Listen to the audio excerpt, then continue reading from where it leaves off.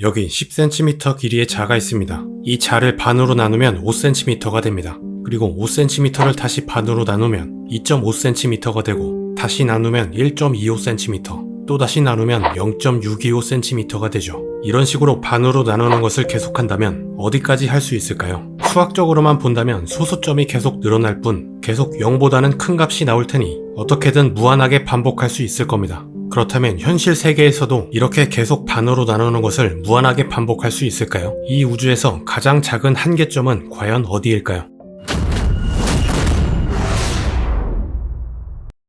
19세기 말 물리학자 막스 플랑크는 누구나 동일하게 재현할 수 있는 보편적인 단위계인 플랑크 단위계를 고안해냅니다. 특정한 입자나 물체에 기반된 것이 아닌 자유공간의 특성에 종속되는 우주의 가장 근본적인 상수들, 즉 빛의 속도, 중력 상수, 디렉 상수 등의 근본 상수값으로만 이루어진 것이라서 우리 우주 내에서라면 모든 외계인들도 함께 사용할 수 있는 범우주적 단위계이기도 합니다. 이 같은 플랑크 스케일에는 질량과 길이, 시간, 온도 같은 단위들이 포함되는데 그 중에서도 플랑크 길이의 값은 약 1.616 곱하기 10의 마이너스 35제곱미터로 정의됩니다. 소수점 값으로는 이런 숫자가 나오는데 0이 어마어마하게 많은 엄청나게 작은 수죠. 앞서 했었던 10cm 자를 계속 반으로 나누는 작업을 무려 113번이나 해야 간신히 도달할 수 있는 말도 안 되게 작은 길이입니다. 아마도 이게 어느 정도로 작은 것인지 전혀 감이 안 오실 텐데 사실 어떤 직관적인 비율을 들어봐도 감이 전혀 올 수 없을 만한 수치입니다.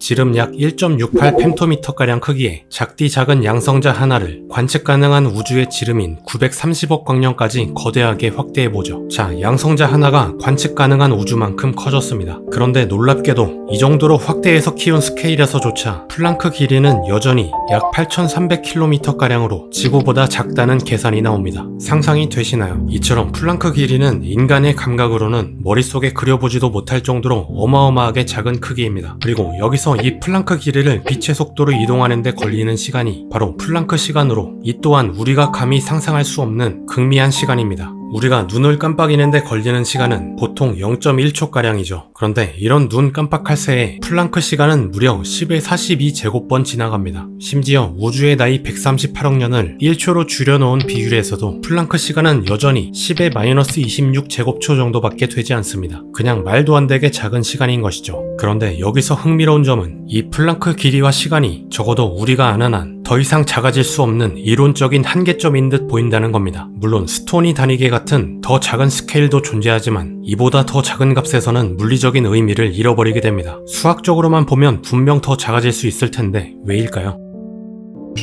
우리가 무언가를 본다는 것은 그 물체에서 반사되는 광자를 관측하는 일입니다. 그런데 작은 물체를 보기 위해서는 해당 물체의 크기보다 더 짧은 파장을 가진 광자를 사용해야만 물체를 온전하게 볼 수 있습니다. 예를 들어 모래사장에서 작은 모래알을 걸러내기 위해서는 갈퀴의 간격이 모래알보다 더 촘촘해야만 합니다. 당연하게도 간격이 크면 작은 알갱이는 그냥 빠져나가 버리겠죠. 일반 광학 현미경보다 자외선을, 나아가 전자를 사용하는 전자 현미경의 해상도가 훨씬 더 좋은 이유입니다. 그렇다면 플랑크 길이보다 작은 것을 보기 위해서 그냥 간단히 그보다 더 작은 파장의 광자를 활용하면 가능할 것 같죠. 하지만 우주는 그리 호락호락하지 않습니다. 먼저 하이젠베르크의 불확정성 원리가 발목을 잡습니다. 불확정성 원리는 입자의 위치와 운동량을 동시에 정확하게 측정하는 것이 불가능하다는 원리죠. 빛의 에너지는 파장에 반비례합니다. 즉 파장이 짧은 광자일수록 더욱더 큰 에너지를 갖게 되죠. 매우 작은 물질을 정밀하게 측정하려면 파장이 매우 짧고 큰 에너지를 가진 광자를 활용해야만 하는데 높은 에너지를 가진 광자가 소립자 정도로 작은 입자들에 부딪히면 입자가 갖고 있던 본래의 운동량을 크게 변화시켜버립니다. 이 때문에 결국 입자의 위치를 정확하게 알아내는 순간 그 입자의 운동량은 예측할 수 없게 됩니다. 특정 영역까지 작아지면 그보다 더 작은 세계를 정밀하게 보려는 시도 자체가 양자역학적으로 가로막혀버리는 것이죠. 또 다른 궁극적인 문제가 있습니다. 만약 플랑크 길이보다 더 작은 무언가를 보기 위해 어마어마하게 파장이 짧은 광자를 한 점에 집중시키면 무슨 일이 벌어질까요? 여기에는 아인슈타인이 등장합니다. 일반 상대성 이론에 따르면 에너지는 주변의 시공간을 휘게 만들죠. 그리고 계산에 따르면 플랑크 길이보다 더 짧은 파장을 가진 엄청난 에너지를 한 곳에 집약시킬 때 놀랍게도 시공간을 너무나 심하게 휘게 만든 나머지 마이크로 블랙홀이 만들어집니다. 결국 우리가 쏜 빛은 스스로 만든 블랙홀에 잡아먹혀 더 이상 아무것도 볼 수 없게 돼버리는 것이죠. 결국 양자역학과 상대성 이론을 동시에 만족시킬 때 측정 정밀도의 근본적인 한계점이 이론적으로 반드시 존재합니다. 존재하며 그 한계점이 바로 플랑크 길이인 겁니다. 마찬가지로 플랑크 시간보다 짧은 시간은 그 의미를 잃어버립니다. 매우 짧은 시간 동안에는 에너지와 운동량이 불확실해지며 양자요동이 끊임없이 일어나므로 플랑크 시간보다 작은 영역에서는 시간의 흐름이라는 개념의 의미가 사라집니다. 인과율이 성립하지 않아서 시간을 측정하는 행위 자체가 불가능해지기 때문이죠. 이런 것을 보면 마치 인간들은 여기까지만 알 수 있다고 선을 확실하게 그어놓은 것처럼 이 우주는 플랑크 스케일 너머를 엿보려는 우리의 모든 시도를 원천적으로 차단해 놓은 것처럼 보입니다.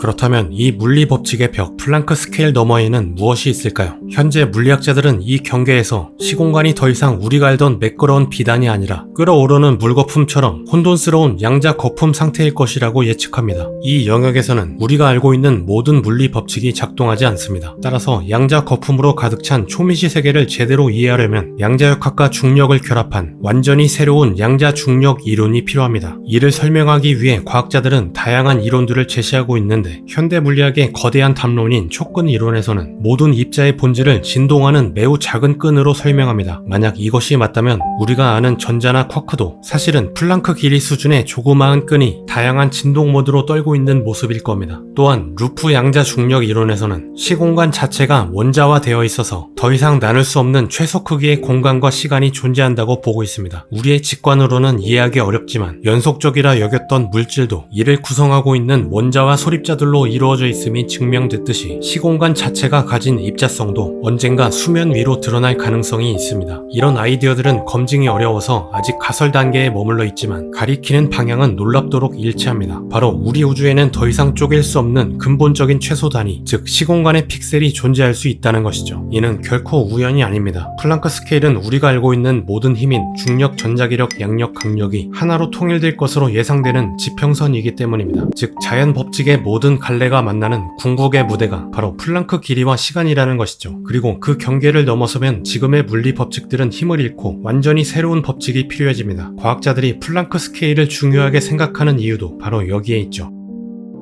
그런데 이쯤에서 이런 질문을 던져보지 않을 수 없습니다. 우주는 과연 연속적일까요? 아니면 불연속적일까요? 우리의 모든 감각 경험은 시간과 공간이 부드럽게 이어져 흐르는 연속성을 말합니다. 눈앞의 세상은 매끄럽게 움직이고 시간은 흐르는 강물처럼 느껴지죠. 하지만 현대 과학의 발견들은 모든 시공간이 어쩌면 작은 조각들로 짜여진 직물이고 너무나 잘게 나누어져 있어서 인지할 수 없는 불연속 프레임들의 연속이 아닐까 하는 의구심을 들게 만듭니다. 물론 아직 주류 물리학에서는 우주의 시공간을 연속적인 것으로 간주하고 있으며 이런 아이디어들은 양자 중력 이론들의 다양한 가설 중 하나일 뿐일 수도 있습니다. 그럼에도 만약 시공간이 불연속적이라면 우리는 우주가 투영하는 거대한 영사기 속에서 살아가고 있는 것과 같습니다. 즉 우리의 삶이 사실은 초당 수십 조의 프레임으로 이루어진 코스믹 필름 위를 흘러가는 한 컷 한 컷일 뿐인데 플랑크 길이와 시간으로 너무 미세하게 나눠져 있어서 연속된 흐름인 것처럼 착각하고 있는 것일지도 모른다는 것이죠. 만약 모든 시공간이 불연속적이라면 과연 현재라는 개념은 무엇일까요? 우리가 경험하는 시간의 흐름이 사실은 우리 자신의 인식론적 한계가 빚어낸 환상일까요? 혹은 반대로 우주가 근본적으로 연속적이라면 우리는 모든 무한소의 순간까지도 실제로 겪고 있는 걸까요? 이 질문들은 매우 심오하고 거대하지만 현재의 과학 수준으로는 플랑크 스케일의 경계에 결코 도달해 볼 수 없을 테니 아직까지는 쉽게 답할 수 있는 문제가 아닙니다. 그럼에도 불구하고 인간이 플랑크의 벽 너머를 기어코 알아내야만 하는 이유가 있습니다. 그것은 바로 이 문제가 우주의 가장 큰 시작, 즉 빅뱅의 순간과 맞닿아 있기 때문입니다. 우리 우주는 약 138억 년 전 상상할 수 없이 뜨겁고 밀도가 높은 하나의 특이점에서 시작됐다고 알려져 있죠. 그런데 그 태초의 순간 우주 전체는 말 그대로 플랑크 스케일 정도의 극미한 한 점에 압축돼 있었던 것으로 추측됩니다. 즉 플랑크 스케일 너머를 들여다본다는 것은 곧 138억 년 전 우주 탄생의 비밀을 엿보는 것과 같다고 할 수 있습니다. 놀랍게도 가장 작은 세상을 이해하고자 하는 양자 중력 이론에 대한 탐구가 동시에 가장 거대한 세상인 우주의 기원을 밝히는 열쇠가 될 수도 있다는 것이죠. 물론 다중우주까지 거론되고 있는 이 시점에서 관측 가능한 우주의 경계 밖으로 펼쳐져 있을 미지의 우주가 얼마나 광활할지 알 수 없듯 플랑크 스케일이라는 경계 내부가 어떤 식으로 어디까지 펼쳐져 있을지 현재로서는 알 길이 없습니다. 힘겹게 플랑크 스케일 내부를 알게 되더라도 그 내부에는 또 다른 초초 미세한 스케일이 존재할 수도 있고 다시 그 내부에 더 미세한 스케일이 끊임없이 펼쳐져 있을지도 모릅니다. 우주는 너무나 거대해서 알기 어려운데 반대로도 너무나 작아서 알기 어려운 존재라는 것이 어찌 보면 참 아이러니하기도 합니다. 그러나 과학의 역사는 극한의 경계들을 밀어붙이며 넓혀온 역사입니다. 비록 오랜 시간이 걸릴지언정 플랑크의 벽은 언젠가 정복돼 허물어질 것이며 어쩌면 가까운 미래에 우주의 진짜 정체를 알아내는 순간이 찾아올 수도 있습니다. 우리는 왜 이런 어려운 도전에 집착해야 할까요? 그 이유는 바로 플랑크 스케일 너머를 연구하는 그 자체가 우리가 어디에서 비롯된 존재인가라는 근본적인 질문에 답을 찾는 필연적인 여정이기 때문입니다. 그리고 이 답은 멀리 있는 것이 아니라 지금 이 순간 우리 주변을 흐르고 있는 가장 작은 시공간의 결 속에 숨겨져 있습니다. 우주에서 가장 거대한 경이로움을 품은 열쇠가 바로 이토록 작은 공간과 시간 속에 꽁꽁 숨겨져 있는 겁니다. 참 신비로운 세상이죠.